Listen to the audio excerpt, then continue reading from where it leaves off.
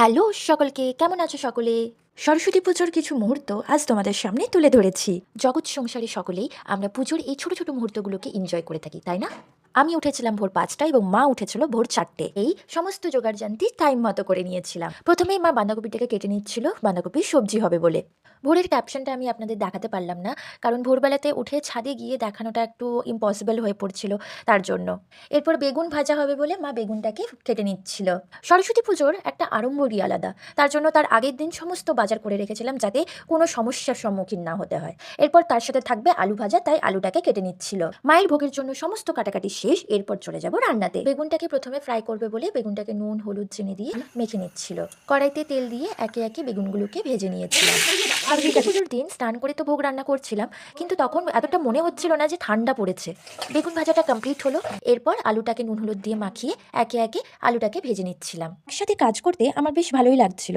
একসাথে খুব তাড়াতাড়ি করে রান্নাগুলোকে করে নিয়েছিলাম। অন্যদিকে খিচুড়ির জন্য নিয়ে নিয়েছিলাম মুগ ডাল, সেই জন্য হালকা করে ফ্রাই করে নিচ্ছিলাম। আর একটা ব্যাপার বাঙালিদের তো রয়েছে, গোটা সিদ্ধ, যেটার স্বাদ আমরা সারা বছরও কোনোদিন পাই না। তাই সারা বছর চাতক পাখির মতো চেয়ে থাকি গোটা সিদ্ধ এবং বাসি ভাত কবে খাবো। ফাইনালি আজকে সেই দিনটা চলে এসছে। এখন গল্প করতে করতে মুগ ডাল ফ্রাই হয়ে গেল, তার সাথে আলু ফ্রাইও হয়ে গেল। এরপর কড়াইতে তেল দিয়ে দিয়েছিলাম পাঁচফোড়ন, তেজপাতা, টমেটো আর কাঁচা লঙ্কা, আর জিঞ্জারটাকে গ্রেট করে দিয়েছিলাম। তারপর কিছুক্ষণ ফ্রাই করে নিচ্ছিলাম। তারপর এতে অ্যাড করেছিলাম ধনে জিরে নুন হলুদ। পরে ওয়েল কুক করার পর আমি দিয়ে দিয়েছিলাম আলু। মশলাটা শুকিয়ে আসছিল, সেই জন্য জল দিয়ে দিয়েছিলাম। ওয়েল মিক্স করার পরে অ্যাড করেছিলাম মটরশুঁটি। খিচুড়ির মধ্যে মটরশুঁটি অ্যাড করব বলে অনেকটাই ছাড়িয়ে রেখেছিলাম। এরপর স্টিম করে রাখা ক্যাবেজটাকে দিয়ে দিয়েছিলাম। পরিমাণ মতো সুগার অ্যাড করেছিলাম।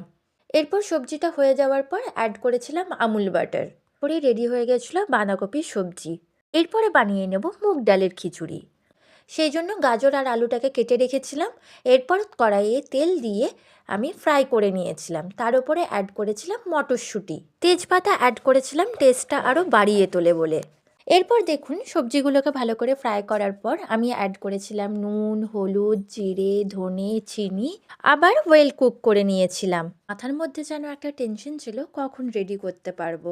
এখানে আমি আতপ চালের কথা বলা হয়নি, তাই খিচুড়ি করব বলে মুগ ডাল এবং আতপ চালটাকে ধুয়ে তার মধ্যে অ্যাড করেছিলাম।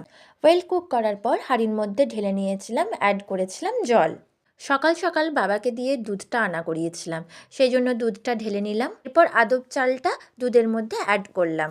খিচুড়িটা দেখে নিচ্ছিলাম যাতে নিচে ধরে না যায়। অন্যদিকে পায়েসটাও বসিয়ে দিয়েছি, আরামসে পায়েসটা হতে থাকছে। পায়েস না হলে যেন জমে না, তাই বাবাকে দিয়ে তো তাড়াতাড়ি করে পাঠিয়ে দুধটা আনা করিয়েছিলাম। কিন্তু এত সকালে তো আর দোকান খোলা থাকে না, কিন্তু তবুও আমার পাড়ার দোকানে আমি দুধটা পেয়ে গিয়েছিলাম। এরপর অ্যাড করেছিলাম কাজু। কিছুক্ষণ স্টিম করার পরে পায়েসটা নামিয়ে নেব। লাস্টলি বানিয়ে নিচ্ছিলাম চাটনি, তাই কড়াইয়ের মধ্যে নিয়ে নিয়েছিলাম অল্প পরিমাণ তেল, কুচনো নারকোল, অ্যাড করেছিলাম কাজু। কিছুক্ষণ কুক করার পর অ্যাড করেছিলাম তেজপাতা। আবারও কিছুক্ষণ কুক করার পর অ্যাড করেছিলাম টমেটো, আমসত্ত্বও অ্যাড করেছিলাম। এরপর ওয়েল কুক করার পর দিয়ে দিয়েছিলাম স্বাদ মতো লবণ, হলুদ। ওয়েল কুক করে নিচ্ছিলাম যাতে শক্ত ভাবটা না থাকে। চিনি তো অবশ্যই প্রয়োজন, তাই স্বাদ মতো চিনি দিয়ে দিয়েছিলাম। এরপর পায়েসও অ্যাড করেছিলাম চিনি। এখানে 3টে পদ আমি একসাথে রান্না করছিলাম, পায়েস চাটনি খিচুড়ি। তা করতে করতে আমার পায়েসও রেডি হয়ে গেছে, তাই পায়েসটাকে সার্ভ করে নিচ্ছিলাম। অন্যদিকে চাটনিও আমার রেডি হয়ে গেছে, তাই চাটনিটাও সার্ভ করে নিলাম। অলমোস্ট মা সরস্বতীর ভোগ আমার রেডি।